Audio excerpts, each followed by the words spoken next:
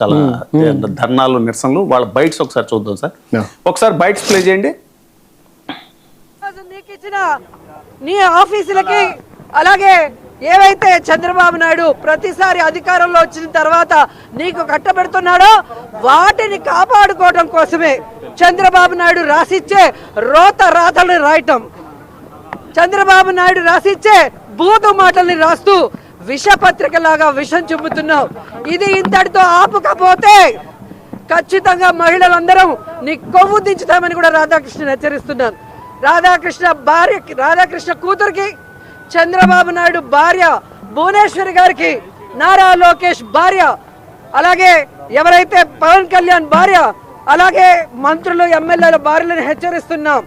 మీరు మమ్మల్ని తిట్టిస్తే మాకు తిట్టడం చేత కాదనుకుంటున్నారా?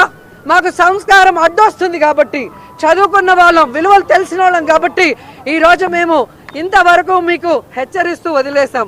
కానీ ఇక మేము మొదలు పెడితే మీరంతా బయటకు కూడా అడుగు పెట్టలేక సిగ్గుతో చచ్చిపోతారని కూడా ఈ సందర్భంగా తెలియజేసుకుంటున్నా.